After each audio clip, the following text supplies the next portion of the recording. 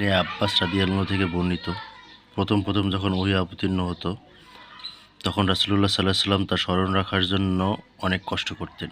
জিবরাইল আলাইহিস সালাম ওহী পড়ে শোনার সময় হুজুর সাল্লাল্লাহু আলাইহি ওয়াসাল্লাম ওষ্ঠদ্বয় নাড়াতে শুরু করতেন। হযরত ইবনে আব্বাস রাদিয়াল্লাহু এই হাদিস বর্ণনাকারী লোকদের লক্ষ্য করে বলেন, রাসূলুল্লাহ সাল্লাল্লাহু আলাইহি ওয়াসাল্লাম তেমনভাবে ওষ্ঠ নাড়াচাড়া করতেন, আমিও তোমাদের তেমনভাবে ওষ্ঠদ্বয় নাড়িয়ে দেখাচ্ছি। আর সাঈদ বিন জুবাইর রাদিয়াল্লাহু বলেন, আমি আমার ওষ্ঠদ্বয় এমনভাবে নাড়াচ্ছি যেরূপভাবে হযরত ইবনে আব্বাস রাদিয়াল্লাহু নাড়াতেন।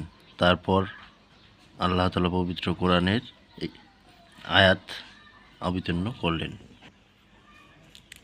সুতরাং যখন পবিত্র কোরআন আপনার কাছে হযরত জিবরাইল আলাইহিস সালাম পাঠ করেন, তখন আপনি কেবল ধৈর্য সহকারে নিশ্চুপে তা শ্রবণ করুন। তারপর তা বর্ণনা করার এবং পাঠ করার দায়িত্ব আমার। এরপর থেকে যখন জিবরাইল আলাইহিস সালাম রাসূলুল্লাহ সাল্লাল্লাহু আলাইহি ওয়াসাল্লামের নিকট ওহী নিয়ে আসতেন, তিনি তা মনোযোগ সহকারে শ্রবণ করতেন। তারপর জিবরাইল আলাইহিস সালাম যখন চলে যেতেন, তখন তিনি এমনভাবে পাঠ করতেন যেভাবে জিবরাইল আলাইহিস সালাম পাঠ করতেন।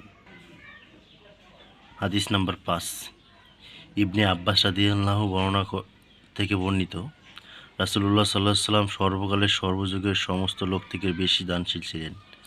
বিশেষ তার দানশীলতা অন্যান্য সময় হতে পবিত্র রমজান মাসে বেশি পরিলক্ষিত হতো।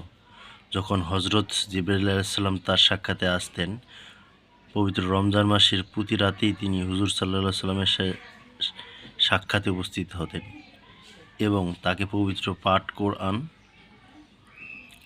পাঠ করে শোনাতেন। এ কারণেই সাল্লাল্লাহু আলাইহি ওয়াসাল্লাম মাহে রমজানে দানশীলতার প্রবাহিত বায়ুর চেয়েও বেশি গতিশীল হতেন।